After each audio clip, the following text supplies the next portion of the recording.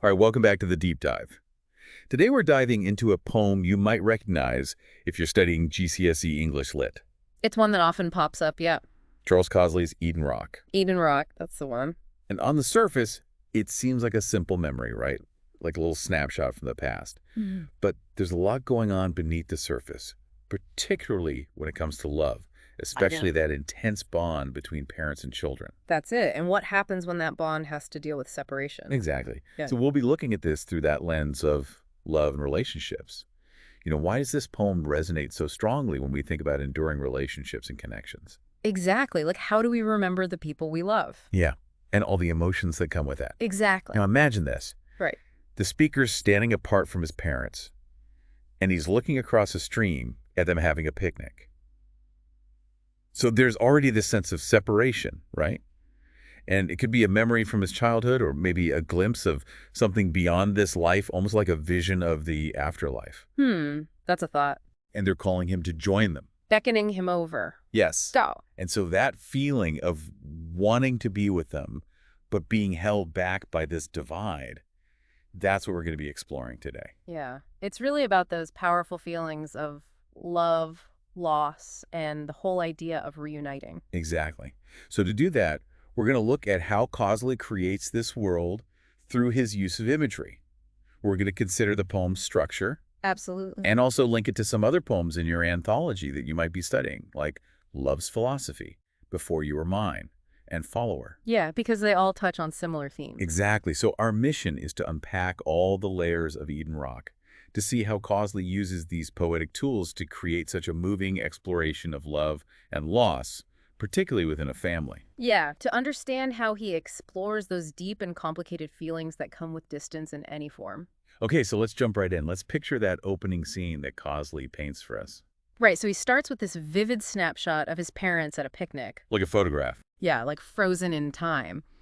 And he gives us very specific details, which is interesting. So the father, he tells us, is 25, Okay. wearing genuine Irish tweed, and their terrier Jack is there too. He's 2 years old. It's like he's capturing a very specific moment. Yes, exactly.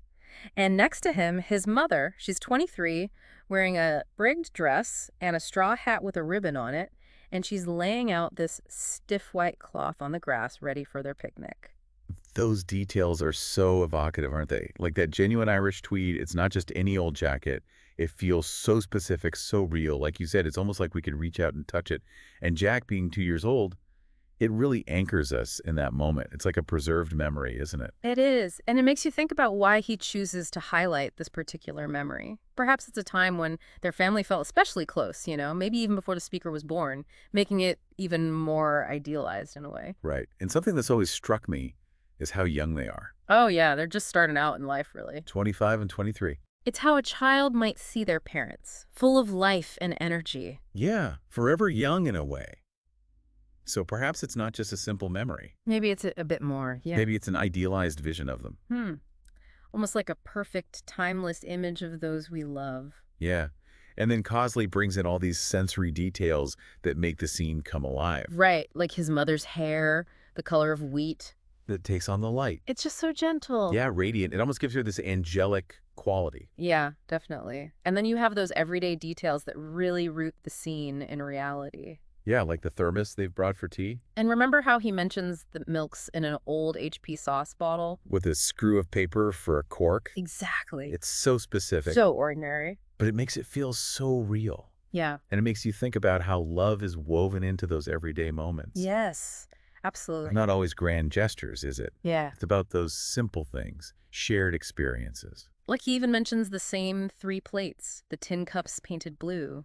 Exactly. There's ordinary objects, but they create this really strong sense of family and routine. It's those little details that create this feeling of nostalgia and familiarity. Yeah, definitely.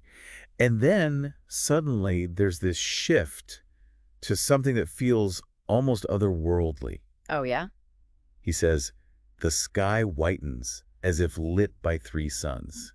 It's striking, isn't it? It really is. It's not just a description of a bright sky. It's more than that. So what do you think it means? Well, some people see it as a symbol of the family. Mother, father, speaker, the 3 of them together like a constellation. That's an interesting interpretation. Others see it as a reference to the Holy Trinity, hinting at something sacred about this moment. Like a blessing. Yes, perhaps. It's definitely not just a casual detail. Right. And then we come to that central image in the poem, the one that seems to hold so much of its meaning. The thing that separates them. The drifted stream. Ah, yes. That image is key to understanding the poem's message about love and distance. Okay, so let's talk about that. What do you make of this drifted stream? What could it represent? Well, given that we know Causley wrote this after both his parents had died, it's hard not to think of it as a metaphor for death, right? Like the river that separates the living from the dead. Yeah, like a boundary that can't be crossed. Exactly. But it could also symbolize the passage of time and how it creates distance. Yeah, the way memories can feel so close, but also so far away. Like they're just out of reach. Right. It could even represent growing up and moving away from your parents, or just being in different places in life, physically or emotionally. Yeah, those are all valid interpretations. And the fact that it's drifted makes it seem like something gradual and inevitable, like time just carries us along. I've even heard some people connect it to the river Styx. The river from Greek mythology. Yeah, the one that souls had to cross to enter the underworld. It adds another layer to the poem, doesn't it? Like, it's not just a physical separation, but a journey into another realm. Okay, so let's look at how his parents are acting in this scene. What are they doing? So we're told that his mother is shading her eyes. Like she's trying to see him clearly. Exactly. And his father is spinning a stone along the water. Leisurely. Leisurely, yeah, that's an important word. It is. Because it suggests a sense of peace and calm, doesn't it? Like they're content, there's no rush. Yeah, exactly. There's no urgency for him to join them, especially if we think of this as a vision of the afterlife. Right. Like they're waiting patiently. And it also slows down the rhythm of that part of the poem, creating this sense of serenity, almost like time moves differently where they are. Interesting. And then they beckon to him from the other side of the stream. It's a gesture that speaks volumes, doesn't it? It's so simple. It is. Yeah. But it conveys that deep desire for connection. It shows that whole parents have to be close to their children. Yeah, even when they're separated. And notice how he breaks the line right after the word bank. Ah, the enjambment. Yeah. It creates this pause, this gap, even as they're reaching out to him. That's clever. It really highlights that distance. Yeah. And then comes that direct call. See where the stream path is. Crossing is not as hard as you might think. What do you make of that? It's reassuring, isn't it? Like they're trying to comfort him. Yeah, like they're saying, don't worry. It's okay. It's that classic parental encouragement, even in this imagined or remembered setting. Right. And the word crossing is loaded with meaning, isn't it? Yeah. It could be crossing the literal stream in the memory, or crossing from life to death, or maybe from one stage of life to another. Yeah. It makes you think about how we approach those big transitions and whether we can find comfort in believing they might not be as scary as we think. Absolutely. Okay, let's shift gears a bit and talk about the structure of the poem. How is it put together? Okay, so Causley uses a very consistent structure, Consistent how? with 4-line stanzas, also known as quatrains, throughout most of the poem. Okay. And that creates a sense of stability, doesn't it? Yeah. Like a foundation. Exactly. And I think it could mirror the steadfast nature of their love, The parents' love. Yeah, that parental bond that's always there. And there's also a fairly consistent rhythm, isn't there? Yeah, each line has around 10 syllables or so, which gives it a thoughtful, measured pace. But the rhymes are interesting, aren't they? Oh yeah, tell me about those. Well, a lot of them are half rhymes or near rhymes, like dress and grass. Or hat and light. Exactly. They don't quite match perfectly. So what do you think that does to the poem's overall feel? It creates a sense of unease, perhaps. It's like something's not quite resolved. Maybe it mirrors the speaker's own feelings of incompleteness because of the separation. Interesting. Like even in this happy memory, there's a hint of sadness. Yeah, exactly. It also makes the tone a bit less formal. More like natural speech. Yeah, like he's thinking out loud. And we also have that exclamation point in the parent's call. See where the stream path is. It adds emphasis. Urgency. Yeah. Which contrasts with the poem's generally calm tone. Right. And then we come to that very last line, all alone. I had not thought that it would be like this. It's so powerful. It's visually separated from the rest of the poem, which really reinforces that feeling of isolation, doesn't it? Like he's left to grapple with this thought on his own. Yeah. And what a thought it is. It's so ambiguous, isn't it? I had not thought that it would be like this.